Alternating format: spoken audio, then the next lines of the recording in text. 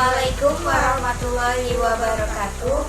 Perkenalkan, kami dari kelompok 11 dengan saya Angelika Sapuri dengan NIM A1B1259090 dan rekan saya. Perkenalkan, nama saya Widya Cahya Makfiroh dengan NIM A1B125115. Di sini kami akan mempresentasikan dengan materi mengolah keadaan kreatif batinnya dan mengembangkan bawah sadar. Adapun pengertian mengolah keadaan kreatif batiniah.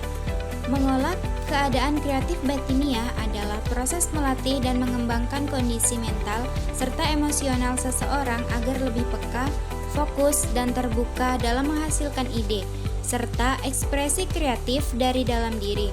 Proses ini melibatkan pengendalian pikiran, perasaan, imajinasi, dan kesadaran batin melalui berbagai latihan seperti konsentrasi, relaksasi, refleksi diri, dan penghayatan emosi, sehingga seseorang mampu menciptakan karya atau tindakan yang lebih kreatif, alami, dan bermakna, terutama dalam bidang seni seperti akting atau teater. Unsur-unsur keadaan kreatif batiniah. Keadaan batin kreatif seorang aktor meliputi beberapa aspek utama, yaitu pertama, konsentrasi, kemampuan fokus penuh pada peran dan situasi panggung. Yang kedua, imajinasi, yaitu membangun dunia dan kondisi yang tidak nyata menjadi terasa nyata. Yang ketiga, emosi, menghadirkan perasaan yang sesuai dengan karakter. Yang keempat, kejujuran, yaitu bertindak secara alami, bukan dibuat-buat. Yang terakhir, relaksasi, kondisi tubuh dan pikiran yang rileks agar ekspresi tidak kaku. Tujuan mengolah keadaan kreatif batiniah. Tujuan ini terdiri dari 4 bagian, yaitu yang pertama, membantu aktor mencapai akting yang natural dan meyakinkan.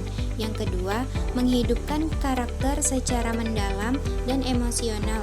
Yang ketiga, menghindari akting yang kaku dan mekanis. Dan yang terakhir, keempat, membuat aktor mampu beraksi secara spontan dan di atas panggung. Cara mengolah keadaan kreatif batiniah. Ada beberapa latihan yang bisa dilakukan dalam pembelajaran drama, yaitu yang pertama, latihan relaksasi. Dalam latihan relaksasi ini, melatih tubuh dan pikiran agar bebas dari ketegangan sehingga emosi dapat mengalir dengan alami. Yang kedua, latihan konsentrasi. Fokus pada objek, suara, atau situasi tertentu untuk meningkatkan perhatian aktor. Yang ketiga, latihan imajinasi. Membayangkan kondisi, tempat, dan peristiwa secara detail. Misalnya, seolah-olah berada di situasi tertentu. Yang keempat, latihan emosi, yaitu menggali pengalaman pribadi untuk memunculkan emosi yang sesuai dengan peran. Kelima, improvisasi, yaitu melatih spontanitas agar reaksi aktor tidak kaku dan lebih hidup. Dan yang terakhir yaitu keenam, observasi kehidupan nyata, yaitu mengamati perilaku manusia sebagai bahan pengayaan batin aktor. Pengertian mengembangkan bawah sadar dalam drama.